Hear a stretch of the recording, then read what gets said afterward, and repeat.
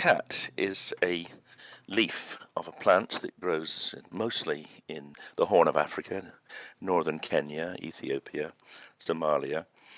It contains a substance which has actions rather like caffeine. In fact, I like to describe cat as a chewable form of caffeine and coffee as a drinkable form of cat. And in fact, interestingly, the origins of coffee and cat are very similar. They both came from the same regions and were used by the same people. And the reason coffee dominated the recreational stimulant market is because coffee beans are very transportable. And in fact, coffee will grow all around the world, whereas cat has to be eaten fresh. What is in the plant that gives it this stimulant property? What are the agents in there that produce the effects that people chew it for? The plant contains small molecules which are a bit like caffeine. They're weak stimulants. They're called cathinones. And we think they're there in order to deter insects from eating the plants, which is why we think coffee's in the coffee plant and nicotine's in the tobacco plant, etc. So these are plant defense molecules. So with cat, you have to chew the leaf. That then breaks down the cells in the leaf so that the cathinone comes out and it is absorbed in the mouth or sometimes through the stomach. And what does it actually do in the body? What part of the nervous system or what part of our body's chemistry is the cathinone targeting to produce the pleasurable effects? We're not entirely sure because it's not much studied, but we believe that it's probably stimulating the noradrenaline system. So it gives you an increased heart rate, makes you feel a bit more alert and alive. It may also have some effect on the brain dopamine system, and that's a system which is involved in attention and motivation. It's interesting because we know virtually nothing about what caffeine does in the brain either, but it seems that they have very similar effects. They keep you awake, produce a kind of satisfaction after eating. They've been used in that way for several thousand years. And is there any evidence of any negative effects when people use cat, either short-term or long-term? There are some harms from cat. If you eat a lot of it, then you can become dependent on it. Just like if you take a lot of caffeine, you can have a withdrawal reaction from caffeine. And there's also the concern that either through the plant itself or possibly through some of the insecticides they use to help the plant grow, there may be in some people damage to the liver. So there are some cases of liver cirrhosis which seem to relate to the use of cat. But we don't know if that's the cathinone or whether that's some other toxin on the plant. So on what grounds has the government made the decision this week to make this an illegal agent to own, distribute, consume? The grounds that it's been taken through Parliament are that it was causing social disruption in some Somali communities where the men, largely the unemployed young men, were chewing cat all day, probably because they had nothing better to do, and their female partners were complaining.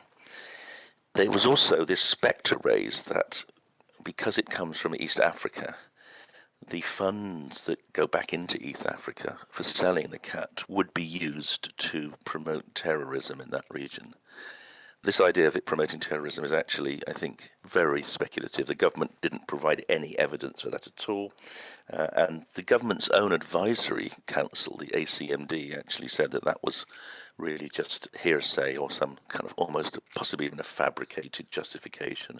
But the health risks, surely we can't really argue with those. If you're saying that there is an agent, it is potentially addictive and can potentially do harm in the long term, then it doesn't seem too unreasonable to say that we ought to put something in place, if not a ban, something to regulate this or to control it. We would all be in favour of a sensible form of regulation. In fact, cat made quite a useful contribution to not only to the East African economy, but also to the UK economy, because, of course, the importation of cat was subject to VAT, so we've lost an income stream. But I think we need to put this into perspective here. Banning cat because it has some harms in a subgroup of people who use it is like banning Guinness because some Irish people drink too much Guinness. It's a culturally determined form of drug use with relatively low harm, certainly less harm than alcohol. And the majority of people who use cat do not come to any harm. In fact, as I've said before, the people who do use it excessively are doing so because they've got nothing else to do. And once they get into employment, they tend to stop using. So this is the scale of the problem is relatively minor, and making it illegal is truly a sledgehammer to crack a nut. And I want to just say a little bit more about the history, because this is an issue that's been being debated for a good 15 years. And the background is not the health harms. The background is the fact that, for reasons we don't understand, but part of this crazy US war on drugs, the USA banned cat about 15 years ago. And that had two effects. It increased the price of cat in the USA by 3 or 4-fold. And that then led to organised crime importing cat into the USA. And in fact, that led to a death in Britain as organised criminals wiped out the local cat importers in Brighton, and his body was found floating in the English Channel.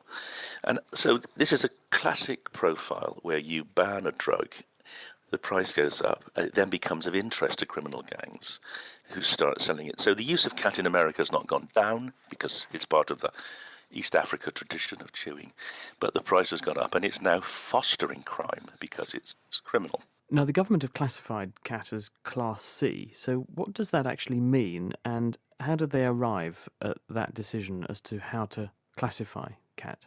Drugs are classified into 3 classes, A, B and C, with A being the most harmful and C being drugs of moderate harm. So they've put it into the lowest classification, and that means that it attracts the lowest penalties for possession and supply. But you can still go to prison for 2 years for possession, and you can go to prison for 7 years for supply. So we will see a series of prosecutions in courts around airports, particularly Heathrow, probably of women coming in from Ethiopia, Somalia and Kenya, smuggling cat, who will then be put into prison for probably 5 years, when they're largely trying to raise a bit of money to support their starving families in East Africa. Complete waste of money for us and utterly destructive to their families back home.